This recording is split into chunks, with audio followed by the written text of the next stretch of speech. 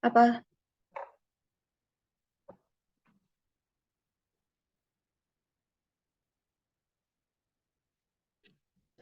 Assalamualaikum warahmatullahi wabarakatuh. Kami dari kelompok yang beranggotakan saya sendiri, Atesani Talita Arundati, Aule Amanda, dan Imas Nurzana dari kelas DI 440102 akan mempresentasikan hasil proyek riset nilai moral dan norma bangsa Indonesia. Sekarang di Indonesia, pecandu narkoba perkembangannya semakin pesat. Para pecandu narkoba itu pada umumnya berusia antara 11 sampai 24 tahun. Artinya, usia tersebut ialah usia produktif atau usia pelajar. Cara pengambilan data.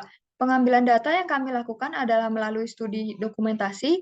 Studi dokumen itu sendiri adalah jenis pengumpulan data yang meneliti berbagai macam dokumen yang berguna untuk bahan analisis. Latar belakang masalah. Narkotika dan psikotropika merupakan obat atau bahan yang bermanfaat di bidang pengobatan, pelayanan kesehatan, dan pengembangan ilmu pengetahuan. Dan pada sisi lain, dapat menimbulkan ketergantungan yang sangat merugikan apabila dipergunakan tanpa pengendalian, pengawasan yang ketat, dan seksama. Zat-zat narkotika yang semula ditunjukkan untuk kepentingan pengobatan, namun dengan perkembangan ilmu pengetahuan dan teknologi, jenis-jenis narkotika dapat diolah sedemikian banyak serta dapat pula disalahgunakan fungsinya.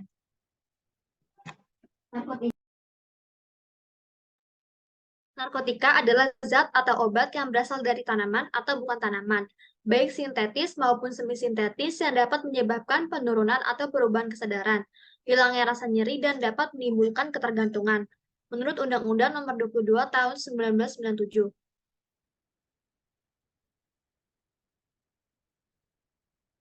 Narkotika terdiri dari 3 golongan, yaitu ada golongan 1, golongan 2, dan golongan 3.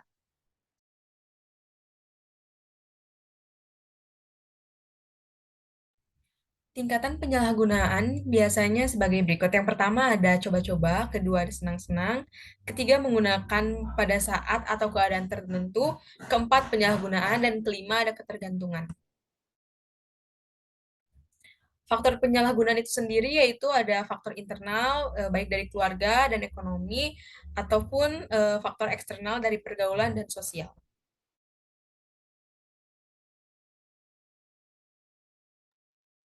Penyalahgunaan dan peredaran gelap narkoba terbukti telah merusak masa depan bangsa di negara manapun, merusak karakter manusia, merusak fisik dan kesehatan masyarakat, serta dalam jangka panjang berpotensi besar mengganggu daya saing dan kemajuan suatu bangsa. Oleh karena besar dampak kerusakan yang ditimbulkan, peredaran gelap narkoba digolongkan dalam kejahatan luar biasa, yaitu extraordinary crime dan serious crime.